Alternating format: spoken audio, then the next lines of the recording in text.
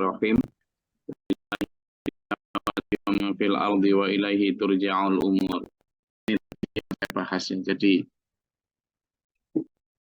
ini apapun, kalau sudah mafis samawati, apa yang ada di langit, mafil ardi, dan apa yang di bumi, berarti lah tidak hanya benda. Jadi jangan hanya diartikan ma ini benda-benda yang ada di langit, benda-benda yang ada di bumi, tidak gitu. Semua urusan terkait benda itu, terkait makhluk itu milik Allah semua. Milik Allah semua. Sekarang gini, tadi saya bicara ada kesedihan yang dirasakan oleh dulur-dulur kita di Palestina. Kesedihan luar biasa, tentu mereka desperate, mereka sangat pokoknya dalam kesedihan luar biasa. Gimana seorang anak kecil yang orang tuanya, ibunya, mbaknya, bapaknya dibombardir oleh bangsa Israel, gitu ya. Sedih luar biasa tentu. Mereka kekurangan pangan, kekurangan obat, dan seterusnya. Nah, di sisi lain, di Arab Saudi malah mengadakan pesta dengan menggelar tinju dunia di ibu kotanya. Ada pesta macam-macam lah, pesta wine segala macam, bayangkan. Ya kan? Nah, semua urusan itu, anomali, kontradiksi semacam itu, yang ngakunya Islam, yang kata orang Islam di Indonesia, sama sendiri juga tahu, ayolah kita kaya, biar kita ketika kaya, kita bisa berjuang. Itu kurang kaya apa itu orang-orang di Kuwait, orang-orang di Uni Emirat Arab, orang-orang di Mesir, orang-orang di Arab Saudi itu. Tapi justru membuat kekayaan tidak membuat mereka muncul loh semangatnya. Enggak, kenapa? Menimbulkan kenyamanan. Ya kan? Ya, kenyamanan itu yang membuat mereka takut kehilangan ekonomi. Kenapa ya? Karena ekonomi disetir oleh Barat. Nah, semua urusan itu dulu. Itu sebenarnya dalam kendali Allah juga. Ujian untuk kita melihat. Ini loh. Kamu pertama ketika melihat bangsa Palestina dibegitukan, pelajaran yang kita ambil, syukurkah kita? Kan gitu. Dengan kondisi aman yang kita miliki di Indonesia. Tidak ada yang ngebom sampean, tidak ada yang mengusir sampean, tidak ada yang merebut rumah sampean. Ya? Tidak ada yang ngelarang-larang sampean ke masjid. Syukurkah pertama? Yang kedua, apa yang sampean dan saya lakukan untuk mengisi nikmat itu? Apakah ketika kita aman tentram gini kemudian membuat kita semakin hati kita tertambat di masjid? Kalau dulur-dulur kita di Palestina boro-boro mau sedekah untuk makan aja tidak ada. Begitu mereka misalnya tidak bisa bersedekah, itu punya alasan untuk tidak bersedekah. Lah kita ketika makanan di kulkas, makanan di lemari makanan kita berlebih, cukup, dan kita juga masih punya banyak saldo di apa alasan kita untuk kemudian tidak bersedekah? Ketika mereka misalnya tidak bisa ke masjid, tidak bisa jamaah karena masjid mereka dibom, karena rumah mereka hancur, pakaian mereka tidak ada, mereka punya alasan untuk kemudian sholat darurat sendiri-sendiri atau bahkan tidak bisa sholat karena kakinya putus. Nah, sampean dan saya yang kakinya tidak putus, masjidnya tempat wudhunya enak, apa yang membuat alasan kita tidak ke masjid? Katanya masjid harus kita bagusin biar kita lebih aman beribadah, nyaman beribadah. Loh, ketika mereka jangankan ke masjid, untuk berada di rumahnya aja nggak aman, sehingga mereka punya alasan untuk tidak ke masjid. Ketika sampean dan saya di sini, yang katanya ayo punya uang banyak biar bisa beli mobil, nanti kalau beli mobil biar bisa ibadah ke masjid dengan nyaman. Apakah mobil kita pakai untuk itu? Nah itulah. Jadi itu satu pelajaran pertama ketika kita melihat fenomena Palestina. Pelajaran kedua, mana apa yang dilakukan oleh bangsa-bangsa yang katanya kejayaan Islam itu adalah dengan cara kekayaan yang melimpah dan kemudian membuat mereka disegani. Mana ada disegani? Mana? Apakah Amerika Israel takut karena orang Arab yang kaya raya? Enggak. Enggak ada. Tapi mereka tidak akan berani melakukan itu ketika misalnya orang-orang yang seperti Umar bin Khattab yang bahkan tidak punya rumah. Tidak punya rumah. Bahkan rumah baju Umar bin Khattab pun cuma, tapi jangan tanya tentang ghirah dan wibawa mereka. Kaisar Romawi yang sekarang itu mungkin si Joe Biden lah. Gitu aja gentar loh ketika lihat dapat laporan dari anak buahnya bahwa rumahnya seorang yang tidur di bawah pohon kurma tanpa alas di atas pasir. Tapi jangan tanya tentang mereka. Nah ini, pelajaran ini membuat kita makin yakin. Terus yang ke selanjutnya pelajaran juga. Ini juga membuat kita makin yakin bahwa perbedaan itu bukan rahmat.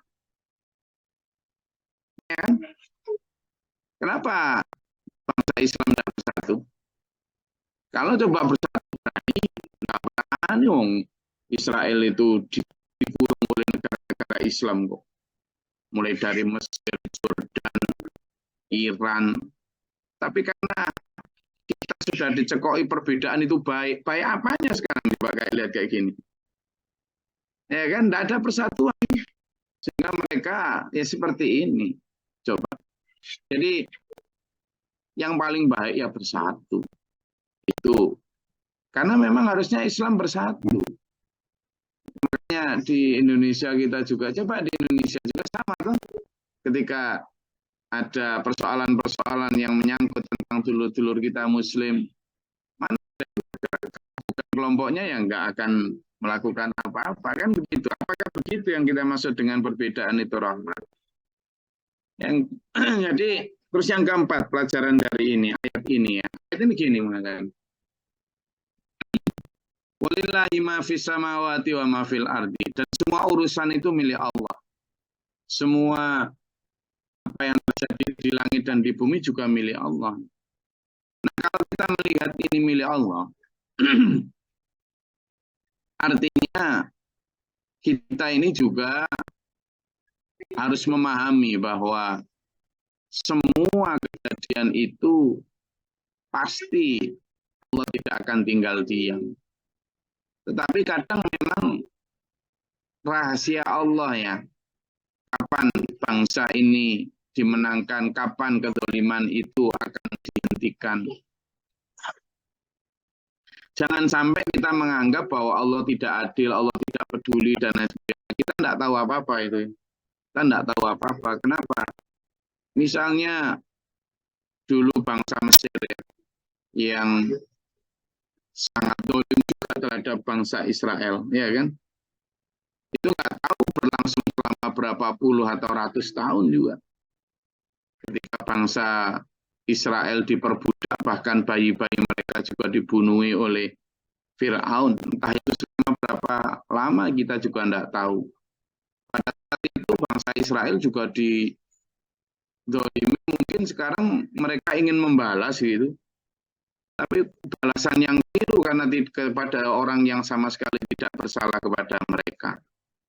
Nah, semua bentuk saling dendam, saling membalas ini adalah bentuk yang menurut saya dan sampean harus secara arif mempelajari itu. Apa yang bisa kita lakukan sekarang? Ya cerdas-cerdaslah dalam memilah dan memilih pemimpin. Terutama pemimpin kita dalam mengatur hidup kita. Karena bahwa ilallahi turja'ul umur, semua urusan itu akan dikembalikan kepada Allah. Kepada siapa kita mengambil sisi atau berpihak. Itu nanti ditanya Allah semua, ya.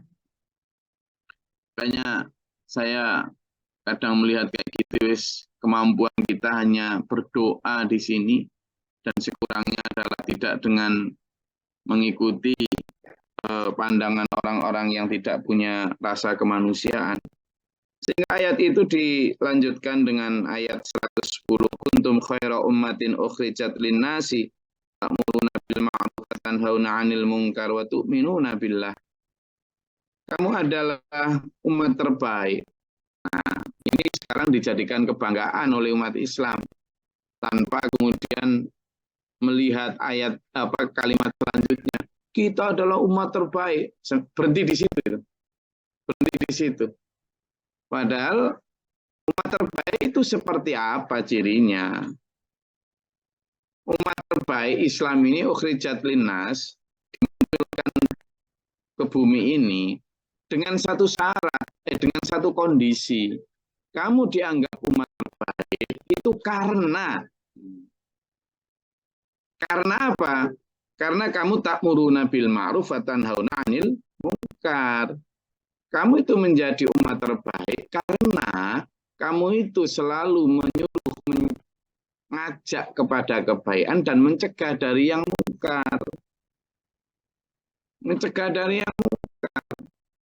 Karena kepingin dianggap moderat, kepingin dianggap toleran, sehingga bahkan ketika ada yang mungkar pun tidak berani mengatakan itu adalah kemungkaran. Kita ini harus mau'izatul hasanah. Nabi Muhammad ketika diserang ya nggak mau'izatul hasanah, ya pedang yang berbunyi. Gimana kok? Jadi ada tempat, ada waktu, ada situasi yang berbeda untuk setiap aksi dan respon. Kalau Belanda datang kemudian nembaki kita, ngusir rumah kita, ya bukan mau'izatul hasanah, ya dilawan dengan tembak juga. Jadi kadang umat Islam di sini ini kebablasan dalam memahami apa kita ini harus moderat, umat Islam itu umat wasaton.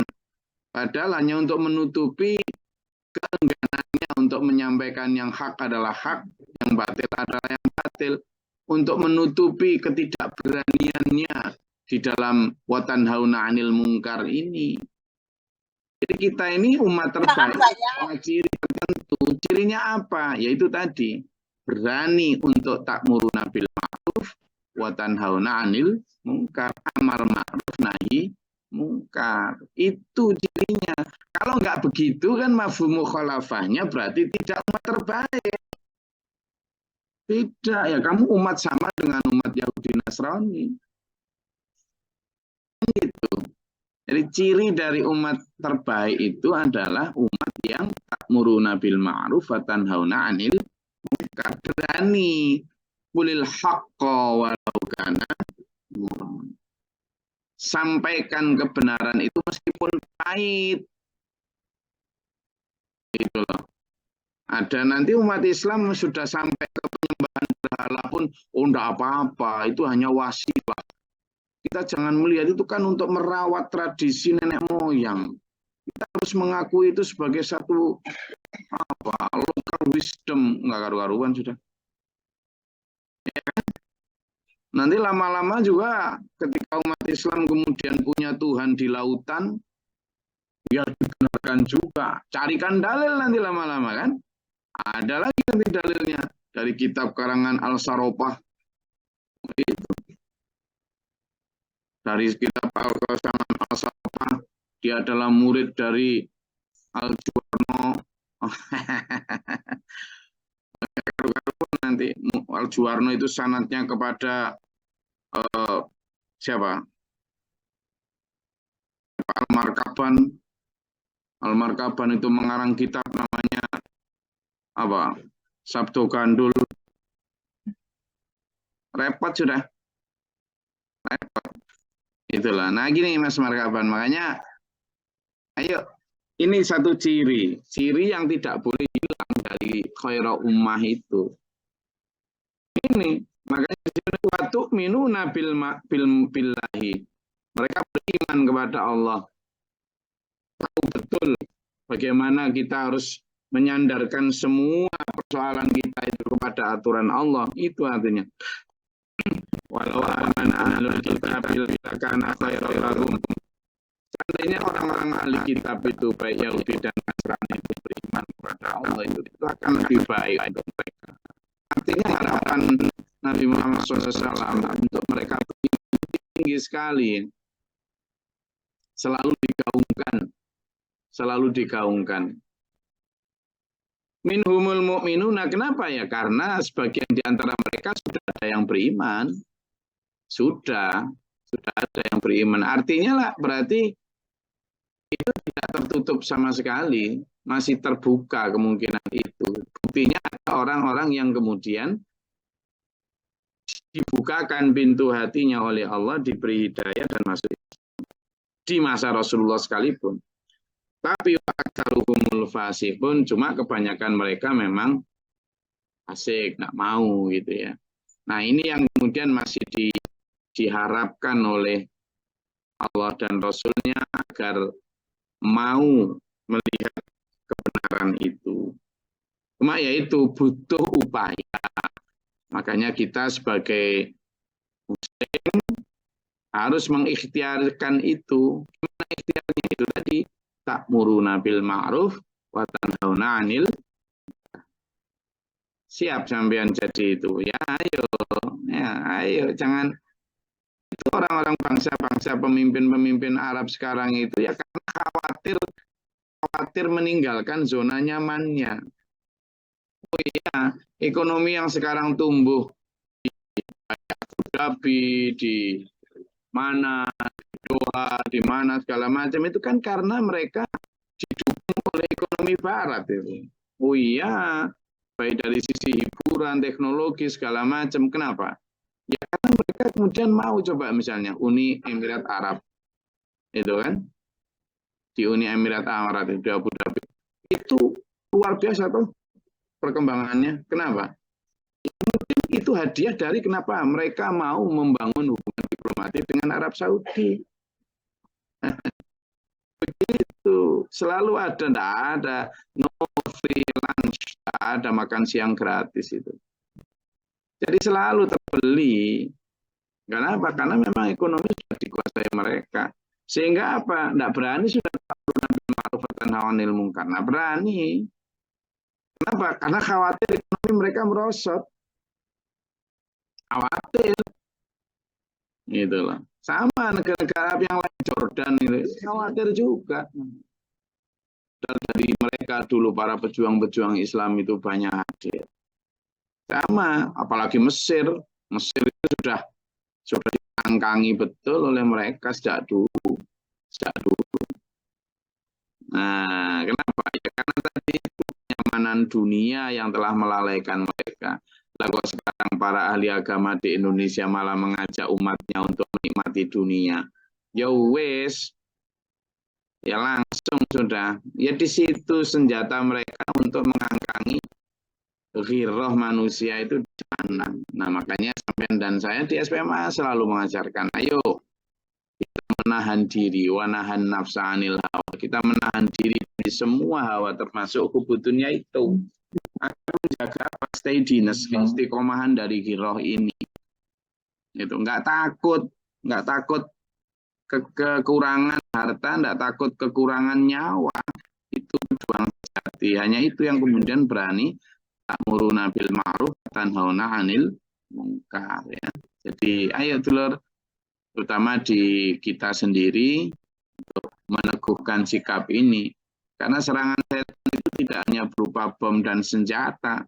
Serangan setan itu justru gini misalnya di Palestina gini, orang-orang Palestina tumbuh ghirahnya luar biasa. Kenapa? Karena jelas ya kan, yang menghancurkan mereka bom, pasukan Israel dan sebagainya. Tapi kalau kita ini bahayanya justru lebih besar. Kenapa? Karena yang menghancurkan kita ini bukan dalam bentuk serangan yang nyata gitu. Malah justru yang menidurkan kita. Kalau dulu-dulu kita di Palestina kecil-kecil itu sudah tertanam itu semangat mereka. Kenapa? Karena jelas dihancurkan, aku diusir. Jadi girohnya antik betul itu. Tapi kalau sampean-sampean dan saya di Indonesia ini karena nyaman, ya kan, sudah cukup dengan datang ke sana kemari lihat konser dakwah gitu aja sudah masuk surga, ya kan? Ya sudah, girohnya makin tumpul.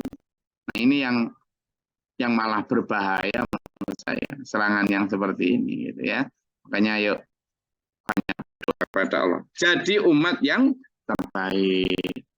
Silakan kalau mau disampaikan.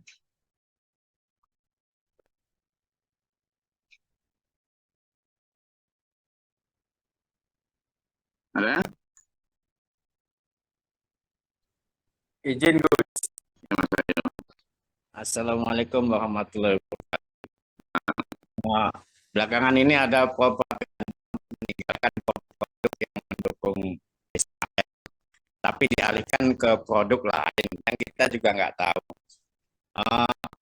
Jangan-jangan pengalian itu adalah taktik produk lain untuk menjatuhkan produk yang lainnya juga. Apapun Gus, langkah apa yang kita ambil? Kalau kita lihat produk-produk itu sekarang, makanya tadi kembali ke yang saya sampaikan, ekonomi ini sudah dikuasai oleh mereka ya. Cara sebenarnya sudah sejak awal dulu. Telat kalau ngomong sekarang boikot produk ini. Lidahnya anak-anak itu sudah lidah mereka itu. Sudah susah diajak keluar dari situ. Harusnya bukan hanya sekedar boikot ya. Tapi itu tadi loh Mas Ayu, saya sudah bilang, ayo kita kurangi kubu dunia, ayo hidup berdasarkan kebutuhan.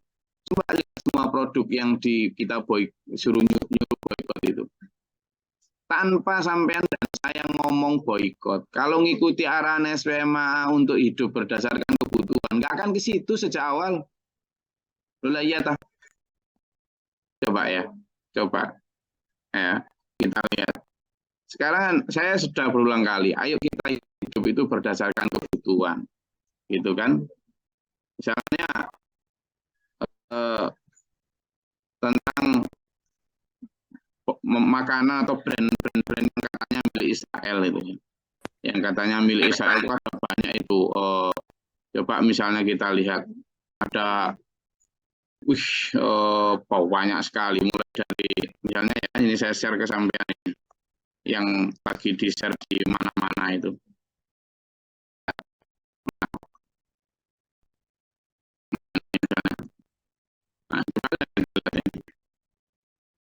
Nah, mulai dari Bos, ini kan merek pakaian nih, merek pakaian yang mahal nih, Hugo juga ini. Nah, sampean kan sejak awal, ayo beli baju itu yang pokoknya, ayo beli baju itu yang asalkan tutup aurat, yang bersih. Baju saya ini harganya 25.000, 50.000. Tidak ada sudah buat ngaji selama 10 tahun saya pakai. Ya baik-baik saja, saya yang ganteng. Saya tidak punya sepatu Nike. Ini bacanya bukan Nike, Nike bukan ya. Bukan Nike. Ini Nike, ini sepatu ada yang harganya sampai 100 juta ini. Murah ini minimal 1-2 juta. Tapi karena ingin Islam sudah mengajarkan sejak dulu. Gitu. Pampers ini milik siapa? Sampai saya lucu. Itu kasih apa coba? Itu sarung-sarungnya udah nggak kepake itu loh. Lu serius?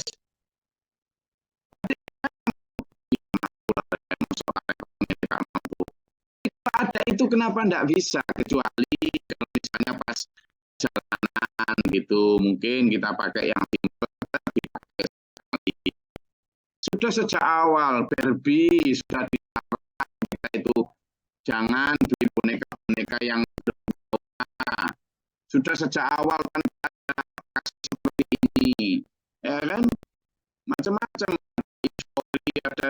Ada Pantene, sampo remuan foto ya iso gitu.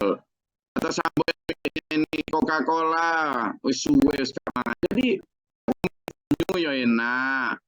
Kan gitu. Apa nih? KFC seneng aku. Nah,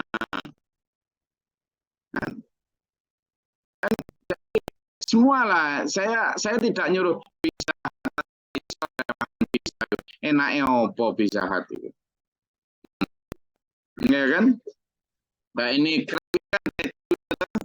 keju sama makan keju kan. Jadi apa adanya itu adalah ini belum kalau brand-brand yang lain kayak mobil kayak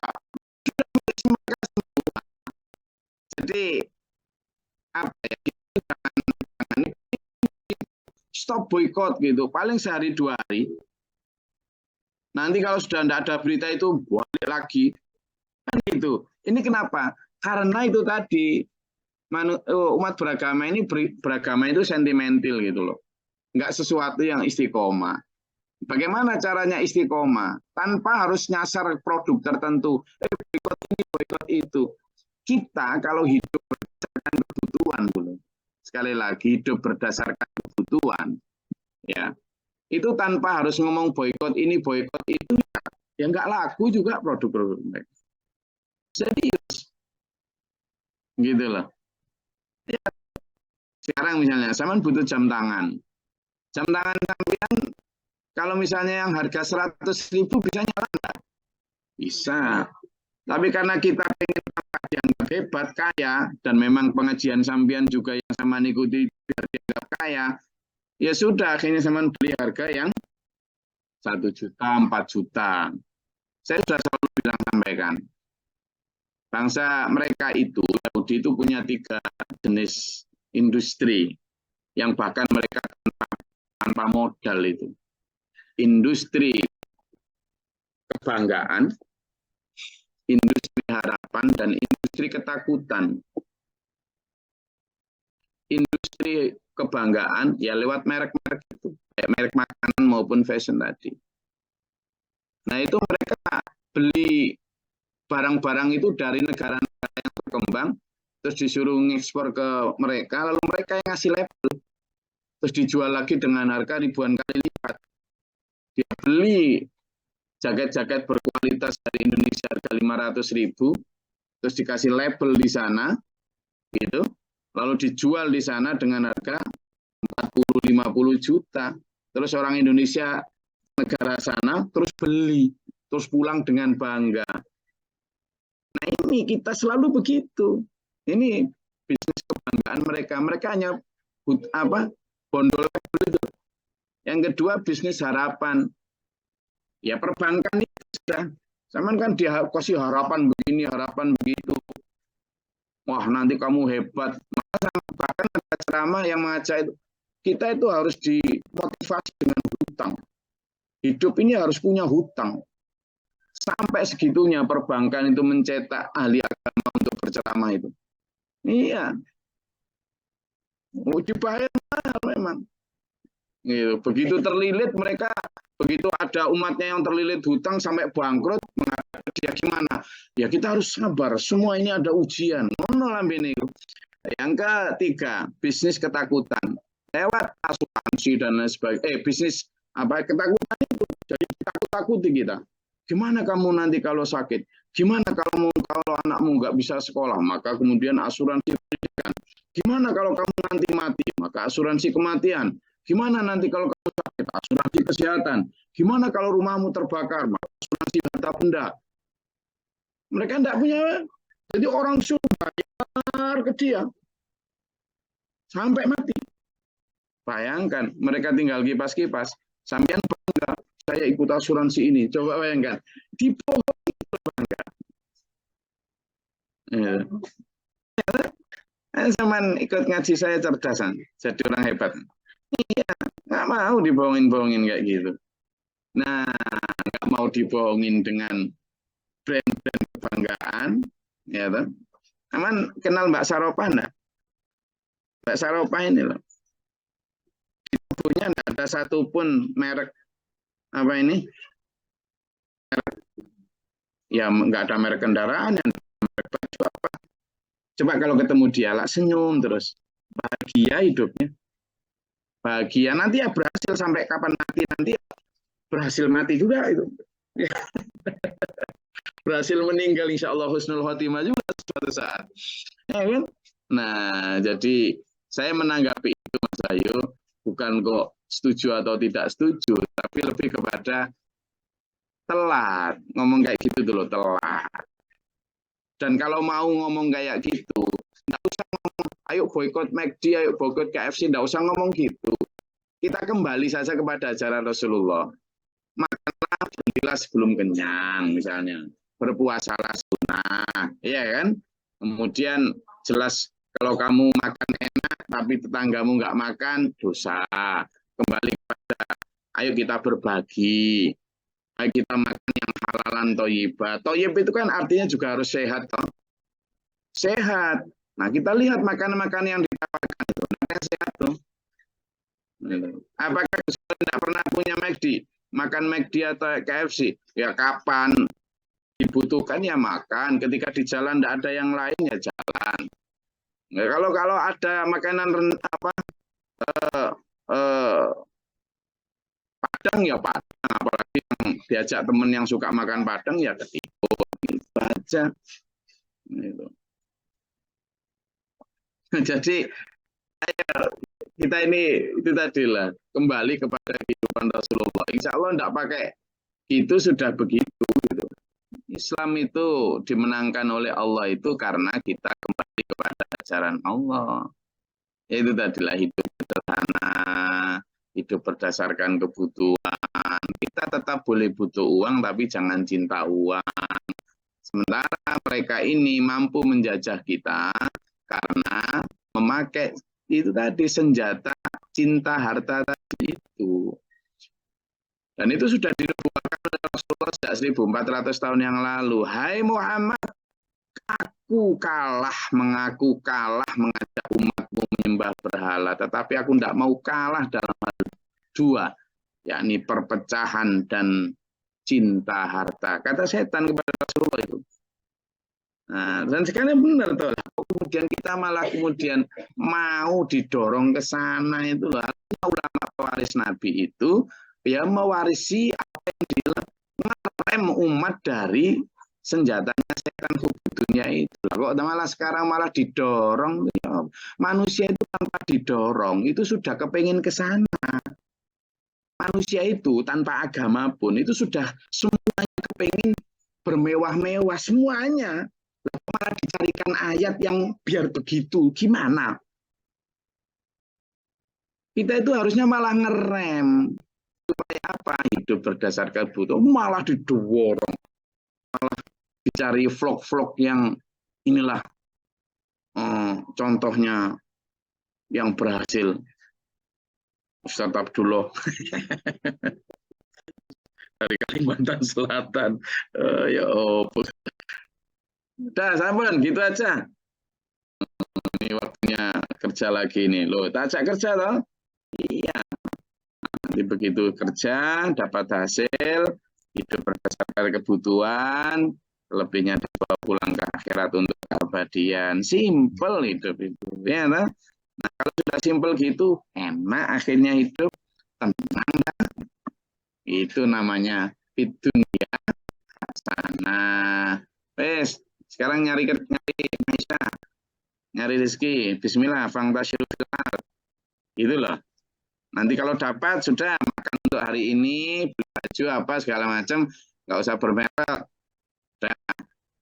Gus butuh mobil ya sudah, kamu mobil untuk apa? Untuk ke sana ya sudah, cukup itu.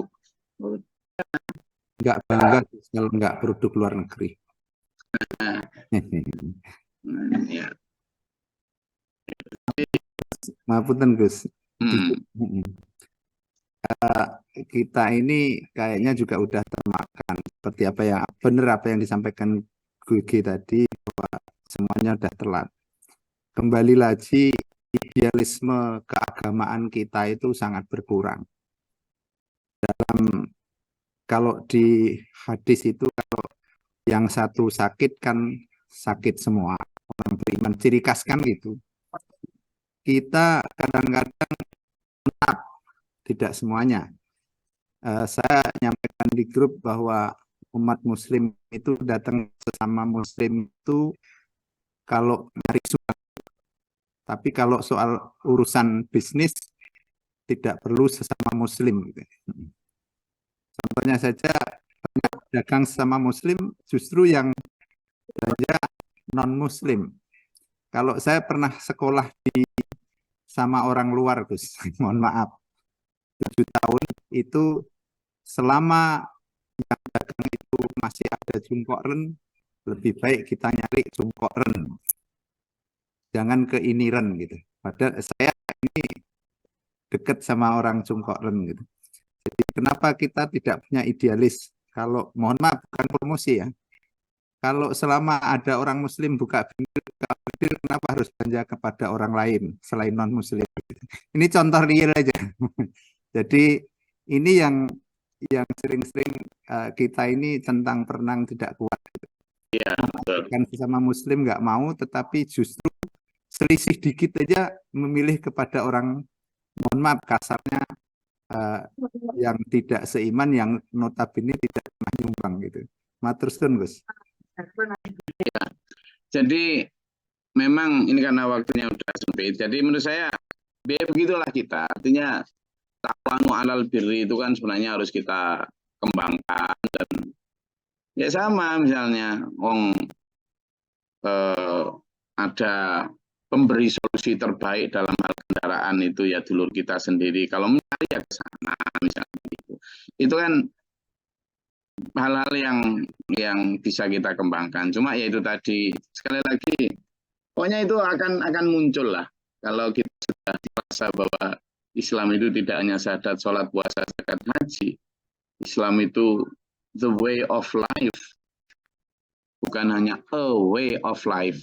Bedanya itu sebuah itu berarti ada yang lain, tapi kalau itu hanya satu-satunya itu ya, satu-satunya jalan di mana kita harus kembali.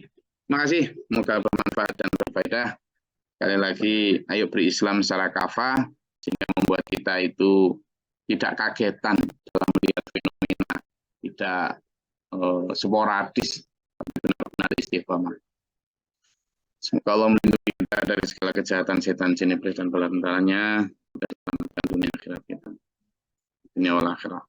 Amin. Allahumma sholli ala sayyidina Allahumma ighfir lil mu'minina wal mu'minat wal muslimin. Allahumma ihdina fi man hadayta wa afina fi man afayta wa lam wa barik lana fi ma atayta wa qina syarra ma qadaita. Astaghfiruka wa atubu ilaika. Allahumma tafana al bala wa la wa la istina min jinni syaitan syaitan. Rabbana najina wa lina syafina min qad. Rabbana wa la taj'alna fi al-qad. Rabbana wa taqabbal syahidina wa la tuzigh qulubana ba'da idh hadaytana wa hab lana Rabbana atina fil dunya hasanah wa fil akhirati hasanah. Rabbana atina fid dunya hasanah wa fil akhirati hasanah wa qina adzabannar.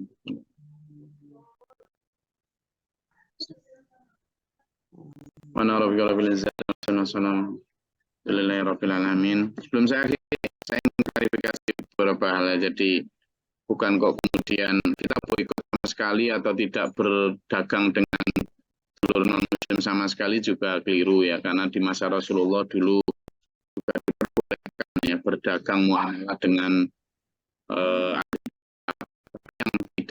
yang non harbi ya, yang zimi, dan itu pun ada biasa. Jadi kalau misalnya nanti sampean beli produk mereka ya sekedar sesuai kebutuhan kalau memang butuh, atau sekedar hiburan saja.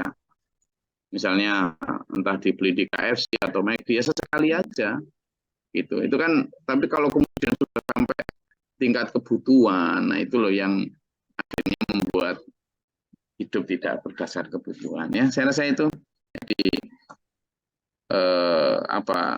ya sesuai kebutuhan, dan kita hidup dengan dasar hidup ala Rasulullah SAW. Assalamualaikum warahmatullahi wabarakatuh. Waalaikumsalam.